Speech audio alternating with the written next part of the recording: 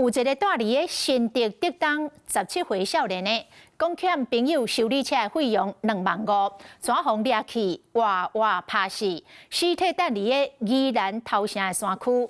家属接到消息真伤心，讲囡仔17号出门上班都无转来咯，想袂到3天后得到消息是去互拍死。这个事件会来曝光，是其中一个涉案的人良心不安，主动来投案。警方开始来抓人，阁抓到其他8个人。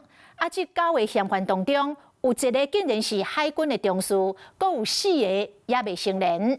这死者互掠去进前，最后的身影嘛现光了。一个查甫人伫咧路里行，我军黑色的轿车的驾驶就随开门阻挡，了后车顶滚来的人就做伙落车，双方996了后，这个查甫人就互压上车。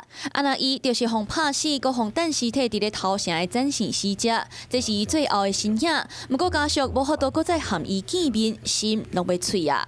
当然心里是当然会难过啊，毕竟我从幼稚园给他养到国中，他也是头痛小孩，就爱乱跑啊，在外面干嘛我们都不知道啊。他去上班，下班就。就安尼，甲人载上山。17岁战死少年，敢若因为甲车身嫌关借车，弄派去了后，赔袂出2万5千块的修理费，才做大命的原因。互9个人带走，活活互拍死。其中一个涉案的人，因为良心不安，伫咧昨日主动投案。警方顺线追查，找到另外8个人，其中有4个是未成年，佮有1个是现役的海军中士。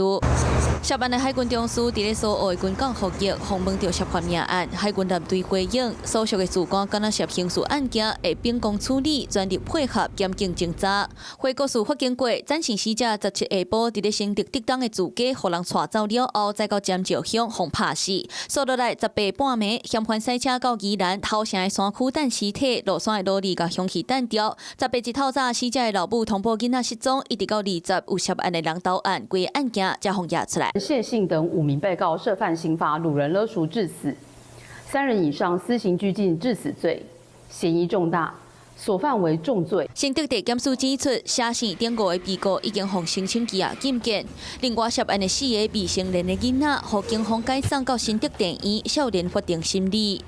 Hello， 我是雷亚，想要抢先掌握最及时的新闻资讯吗？赶快订阅、按赞、开启小铃铛，锁定华视新闻 YouTube 频道。